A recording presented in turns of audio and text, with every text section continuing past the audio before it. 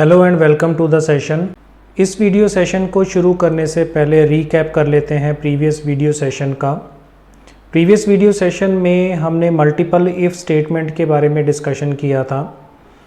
Multiple if को हम multiple conditions specify करने के लिए यूज़ करते हैं। अगर हमारे पास बहुत सारी कंडीशंस हैं और हमें उनमें से कोई फाइनल डिसीजन बनाना है तो उस पर्पज़ के लिए हम मल्टीपल इफ़ को यूज़ करते हैं।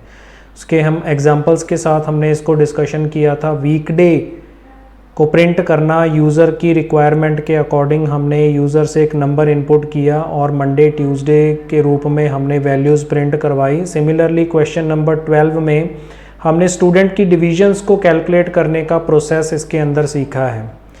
ऐसे ही आज के इस वीडियो सेशन में हम बात करेंगे एक्सरसाइज नंबर 5 के सॉल्यूशन पर। हमारा ये पूरा वीडियो सेशन फोकस्ड होगा।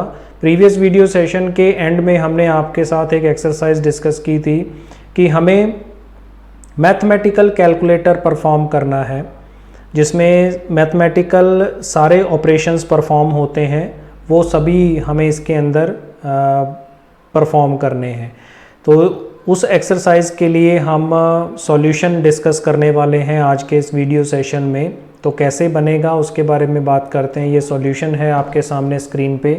यहाँ पे हमने दो नंबर्स लिए हैं n1 n2, जो हमें दो नंबर्स चाहिए एक्शंस परफॉर्म करने के लिए, और तीसरा वेरिएबल res रिज़ल्ट के लिए हमने लिया है, जिसमें हम अलग अलग कैलकुलेशन का रिज़ल्ट स्टोर करवाएंगे। और फिर उसके बाद हमने ch जो वेरिएबल लिया है ये यूज़र की चॉइस को इनपुट करवाने के लिए लिया है। तो यहाँ हम ऑब्जेक्ट बना रहे हैं और उसके बाद यूज़र से पहला नंबर इनपुट करवा रहे हैं n1 में और दूसरा नंबर इनपुट करवा रहे हैं n2 में। और फिर उसके बाद हम यूज़र से चॉइस पूछ रहे हैं कि वो 1 2 3 4 5 यानी 5 ऑपरेशंस हम इसमें परफॉर्म करेंगे। फर्स्ट चॉइस पे हम दो नंबर्स का टोटल कर रहे हैं, 2 पे माइनस कर रहे हैं, 3 पे मल्टीप्लाई, 4 पे डिवाइड और 5 पे हम मॉड्यूलस ऑपरेशन परफॉर्म कर रहे हैं। इसके अलावा अगर कोई यूज़र और वैल्यू इनपुट करता है तो इनवैलिड चॉइस का एरर मैसेज जनरेट होगा और फाइनली रिज़ल्ट प्रिंट हो जाएगा जो हम उसके अंदर जनरेट कर रहे हैं। तो इसको अगर हम प्रैक्टिकली इम्प्लीमेंट करते हैं नेटबीन्स में, हमने यहाँ पर सबसे पहले तो वेरिएबल्स डिक्लेयर किए। 4 वेरिएबल्स हमने यहाँ पे डिक्लेयर किए हैं, n1 n2 रिज़ल्ट और चॉइस। फिर उसके बाद स्कैनर के लिए हमने ऑब्जेक्ट क्रिएट किया और फिर उसके बाद हमने पहला मैसेज यूज़र के लिए प्रिंट करवाया कि अपना पहला नंबर इनपुट करो, जो हम n1 में इनपुट कर रहे हैं नेक्स्ट इंट मेथड की हेल्प से। फिर दूसरा मैसेज हमने प्रिंट करवाया सेकंड नंबर इनपुट करने के लिए, जो हमने n2 वेरिएबल के अंदर नेक्स्ट इंट मेथड की हेल्प से ले लिया। फिर हम एक मैसेज प्रिंट करवा रहे हैं यूज़र की चॉइस पूछने के लिए कि 1 2 3 4 5 में से आप कोई भी चॉइस पिक कर सकते हैं, जो हम ch के अंदर इनपुट करवा रहे हैं। तो इनमें से जो भी यूज़र अपनी चॉइस स्पेसिफाई करेगा कि उसे क्या करना है, क्या एक्शन परफॉर्म करने हैं, उसी के अकॉर्डिंग आगे के डिसीजंस लिए जाएंगे। तो यहाँ पे हम इफ़ कंडीशन से चॉइस चेक कर रहे हैं कि अगर 1 होती है तो रिज़ल्ट में n1 और n2 का टोटल कर दिया जाए। एल्स इफ़ के अंदर हम दूसरी कंडीशन चेक कर रहे हैं कि अगर ch के अंदर यूज़र ने 2 इनपुट किया है तो रिज़ल्ट के अंदर हम n1 में से n2 को माइनस कर देंगे। तीसरी कंडीशन में हम चेक कर रहे हैं कि अगर चॉइस में 3 इनपुट किया गया है तो रिज़ल्ट में हमारे पास n मल्टीप्लाइड बाय n2 हो जाएगा।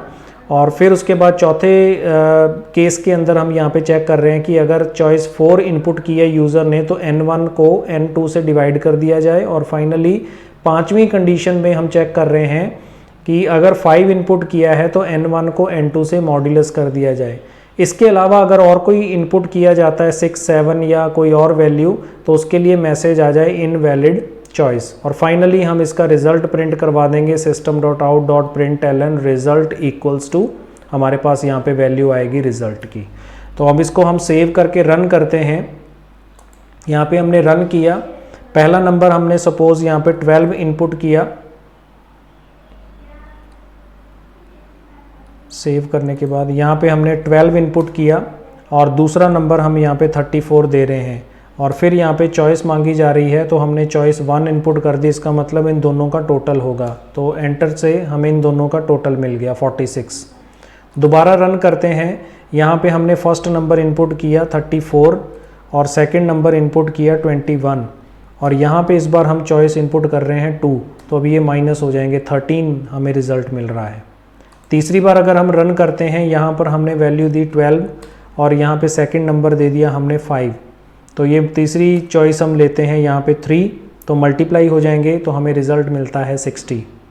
दोबारा रन करते हैं तो यहाँ पे इस बार हमने वैल्यू दे दी इसके अंदर 45 और यहाँ पर हमने वैल्यू दे दी 5 और इसमें इस बार चॉइस हम चूज़ कर रहे हैं 4, तो हमारे पास रिज़ल्ट आता है डिवाइड का 9।